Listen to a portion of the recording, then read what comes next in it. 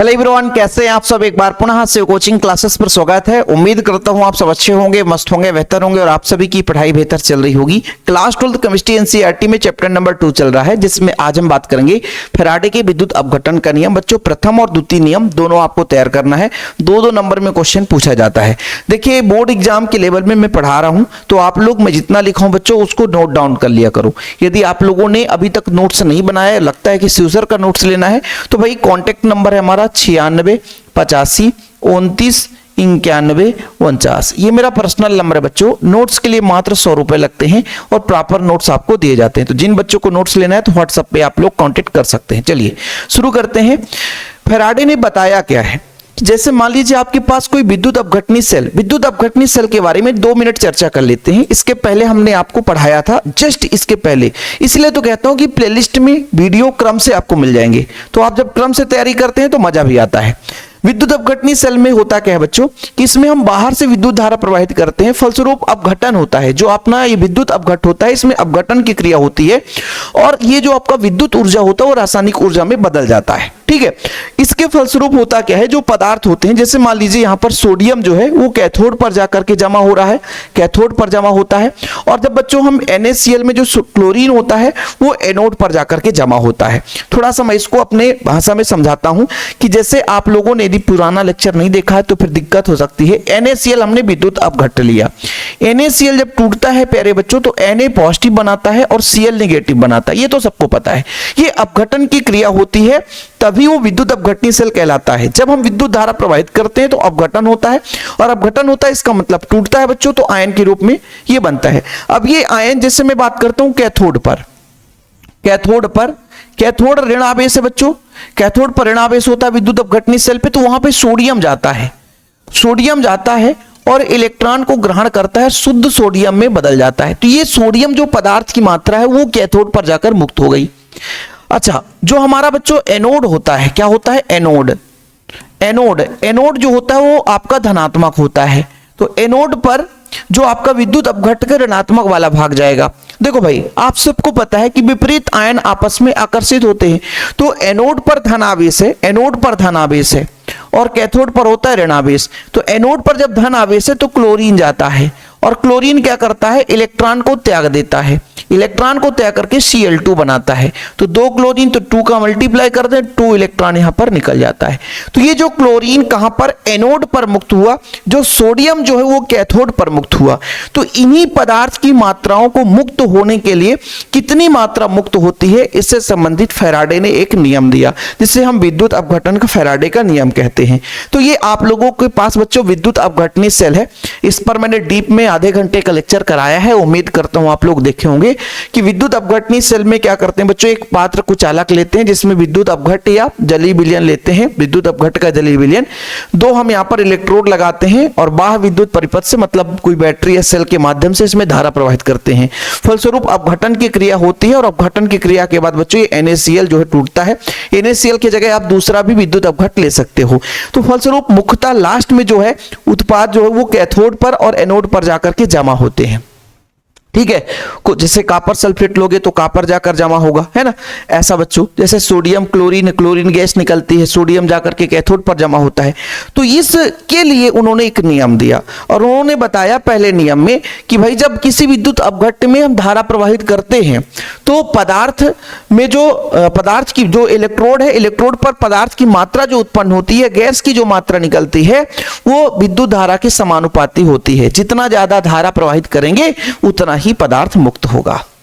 ठीक है, क्या बताया भाई, देखो विद्युत अपघटनी सेल के बारे में पता चल गया। तब उन्होंने कहा हाँ भाई, विद्युत अपघटनी सेल में पदार्थ की मात्रा मुक्त होती है। जैसे हमने भी कहा सोडियम मुक्त हुआ और सोडियम के साथ साथ हमें क्या मिला बच्चों, क्लोरीन गैस। तो या तो पदार्थ मिलती है तो गैस मिलती है। तो उन्होंने एक नियम दे दिया कि ये जो निकलने वाली गैस है या पदार्थ की जो मात्रा है वो किस पर डिपेंड कर रहा है, वो कितने मात्रा में भाई उसमें हम धारा प्रवाहित कर रहे हैं उस पर डिपेंड करता है। यानी जितना ज्यादा हम धारा प्रवाहित करेंगे जितना ज्यादा हम धारा प्रवाहित करेंगे बच्चों उतना ही ज्यादा उसमें से पदार्थ की मात्रा मुक्त होगी। ये चीज आपको क्लियर हो जाना चाहिए। कंप्लीटली आपको समझ में आ गया होगा, उम्मीद करता हूं कि भाई साहब मैं क्या बताने जा रहा हूं कि फैराडे का नियम किससे संबंधित है, किसी भी विद्युत अपघटनीय सेल में मुक्त होने वाले पदार्थ की मात्रा पर निर्भर, मतलब पदार्थ की मात्रा के लिए परिभाषित है। उन्होंने क्या बताया कि किसी भी विद्युत अपघटनीय सेल में जब हम विद्युत धारा प्रवाहित करते हैं तो कैथोड या एनोड पर इलेक्ट्रोड पर पदार्थ की मात्रा मुक्त होती है, जमा होती है, वो किस पर डिपेंड करता है, जितना मात्रा में हम धारा प्रवाहित करेंगे। और धारा प्रवाह क्या बच्चों, आवेश प्रवाह की दर, आवेश बहेगा तो धारा बहेगी, सिंपल है। यानी किसी विद्युत धारा की मात्रा Q है तो मुक्त होने वाली पदार्थ की मात्रा कितनी हो जाएगी बच्चों, वो W जो पदार्थ की मात्रा सीधा सीधा धारा मतलब आवेश के समानुपाती होता है। जब समानुपाती हटाते हैं तो एक नियतांक लग जाता है, ठीक है। अब चूंकि बच्चों, चूंकि आवेश बराबर क्या होता है, धारा गुणे समय, धारा गुणे समय, यही तो होता है आवेश बराबर धारा गुणे समय। तो बच्चों W बराबर हो जाएगा आपका Z I T, Z I T, Z I T, क्या बच्चों, जेड आई टी, ठीक है। W बराबर हो गया जेड आई टी, जहां Z क्या है बच्चों, रासायनिक तुल्यांक है, जहां Z एक समानुपाती स्थिरांक है जिसे विद्युत रासायनिक तुल्यांक भी कहते हैं। लिख लो आप लोग, ठीक है, जहां Z एक समानुपाती स्थिरांक है जिसे पदार्थ का विद्युत रासायनिक तुल्यांक भी कहते हैं। तो यहां पर मैं लिख देता हूं, जहां जहां जहां Z क्या है, एक समानुपाती स्थिरांक है, क्या है बच्चों, समानुपाती स्थिरांक है, जहां Z एक क्या है, समानुपाती स्थिरांक है, जिसे क्या बोलते हैं बच्चों, एक समानुपाती स्थिरांक है जिसे विद्युत रासायनिक तुल्यांक कहते हैं, जिसे विद्युत रासायनिक तुल्यांक कहते हैं, जिसे विद्युत रासायनिक तुल्यांक कहते हैं, विद्युत रासायनिक विद्युत रासायनिक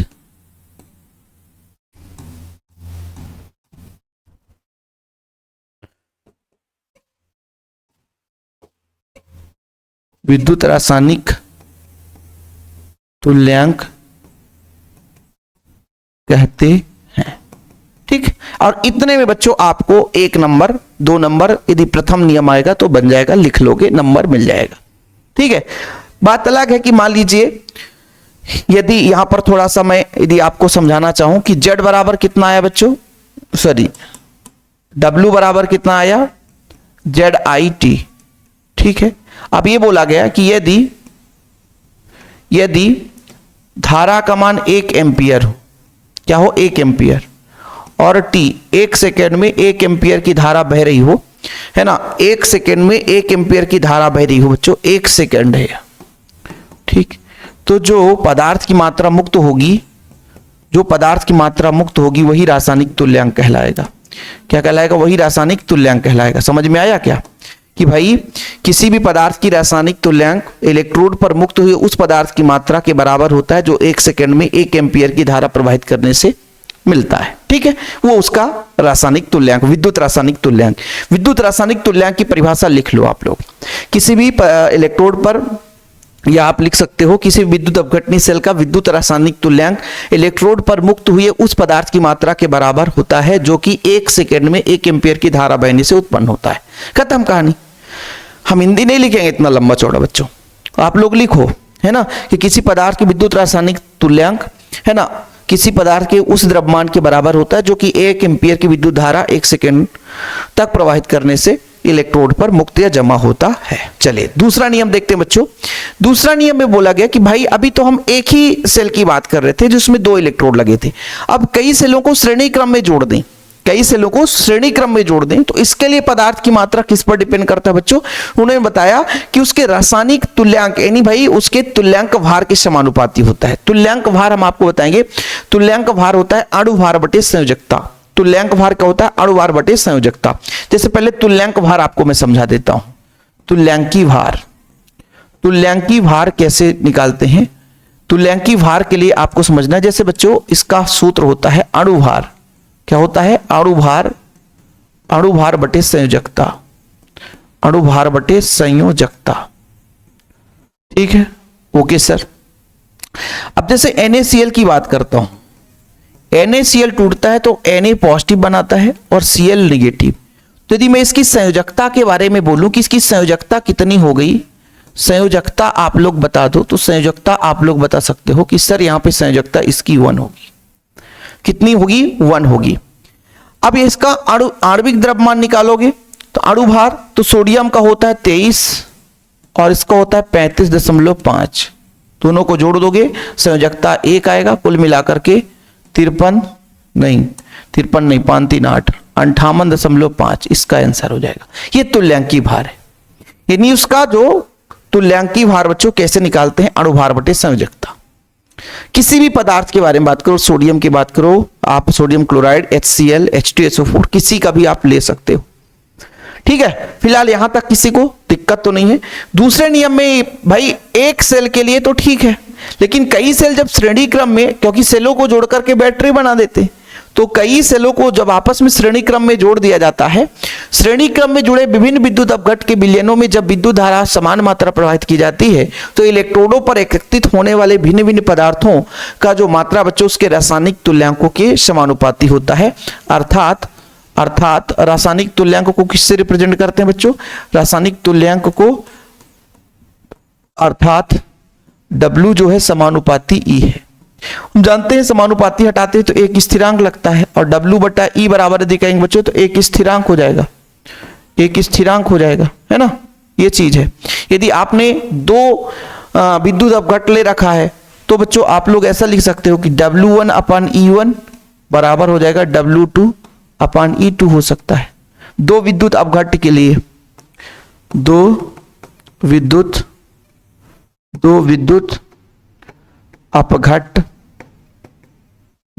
अपघट के लिए, ठीक। ये आपका कौन सा नियम हो गया? द्वितीय नियम हो गया। बस इतना ही है, ज्यादा कुछ नहीं है। इसमें ज्यादा फोकस भी नहीं करेंगे, क्योंकि भाई हमको जितना एग्जाम में लिखना है ना उतना ही ना करेंगे। सर आंकिक क्वेश्चन बाद में देखेंगे तो उस पर हम ज्यादा डिटेल में बाद में करेंगे बच्चों, लेकिन अभी फिलहाल जितना है एग्जाम में जितना लिखना है उतना ही करना है। ज्यादा लंबा चौड़ा लिखने की जरूरत ही नहीं है ना। कुल मिलाकर के यदि हमको पता हो जाए कि इलेक्ट्रोड पर कितनी मात्रा उत्पन्न हो रही है, तो भाई उसका तुल्यांकी भार यदि पता है तो फिर तुल्यांकी भार के आधार पर हम निकाल सकते हैं। ठीक है, तो फैराडे का नियम क्लियर, बस 10 मिनट में कंप्लीट। भाई आप लोग इसे तैयार कर लेना, बाकी जो भी आप लोगों को दिक्कत हो कमेंट करके बताया करो, है ना। और थोड़ा सा थम्स अप करके शेयर कर दिया करो। एक छोटा सा लाइक हमारे मोटिवेशन का काम करता है यार। और अपने छोटे भाई बहनों को बताओ भाई कि यहाँ से उस सर से पढ़ो। ठीक है, चलिए फिलहाल अभी के लिए इतना ही, फिलहाल आज के लिए बच्चों, और नेक्स्ट वीडियो मिलेंगे। जय हिंद, वंदे मातरम।